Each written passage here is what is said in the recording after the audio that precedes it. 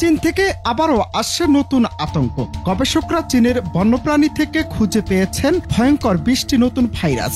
কি আছে এই ভাইরাসগুলোতে? বিশ্বকে আরেকটি মহামারীর মুখে। বৈশ্বিক মহামারী করোনার উৎস ছিল চীন। সেই আতঙ্কের রেশ এখনো পুরোপুরি কাটেনি। আর ঠিক এই সময়েই চীন থেকে এলো আরেকটি ভয়ঙ্কর খবর। চীনের একদল গবেষক দাবি করেছেন তারা সম্প্রতি বন্যপ্রাণী এবং বাদুড়ের দেহে খুঁজে পেয়েছেন কমপক্ষে 20টি নতুন ভাইরাস। এই ভাইরাসগুলোর মধ্যে কয়েকটি মানুষের শরীরে প্রবেশ করার উচ্চ ক্ষমতা রাখে, যা মানবদেহে মারাত্মক সংক্রমণ সৃষ্টি করতে পারে। গবেষকরা চীনের বিভিন্ন অরণ্য, গুহা এবং প্রাণীর বাজার থেকে নমুনা সংগ্রহ করে পরীক্ষা করেন। তাদের রিপোর্টে উঠে আসে বাদুড়, ইঁদুর এবং অন্যান্য বন্য প্রাণীতে পাওয়া এই ভাইরাসগুলো বেশিরভাগই জুনোটিক ভাইরাস, অর্থাৎ যেগুলো পশু থেকে সহজেই মানুষের দেহে ছড়িয়ে পড়তে পারে, ঠিক যেমনটা ঘটেছিল করোনা ভাইরাসের ক্ষেত্রেও।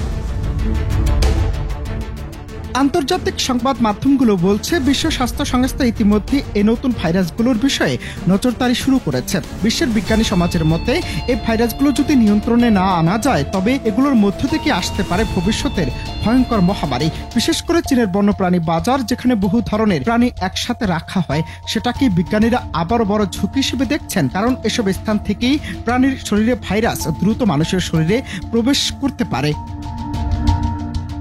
এমন পরিস্থিতিতে বিশ্বের বিভিন্ন গবেষণা প্রতিষ্ঠান দ্রুত ভাইরাসগুলোর জেনেটিক স্ট্রাকচার বিশ্লেষণ করেছে। তারা চেষ্টা করছে ভাইরাসগুলোর আচরণ বুঝে আগাম সতর্কতা এবং প্রতিরোধ ব্যবস্থা তৈরি করতে। তবে প্রশ্ন থেকেই যায়, আমরা কি আরেকটি ভয়াবহ মহামারীর দিকে এগোচ্ছি, নাকি এবার আগেভাগে বিশ্ব প্রস্তুত হয়ে উঠবে?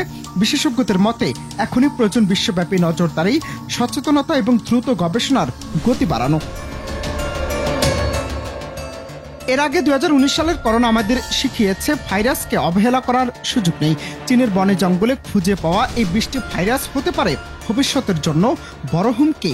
এখনই যদি ব্যবস্থা নেওয়া না হয় তবে সামনে আসতে পারে আরো বড় বিপর্যয়। বিশ্বকে সংকট সামাল দিতে পারবে?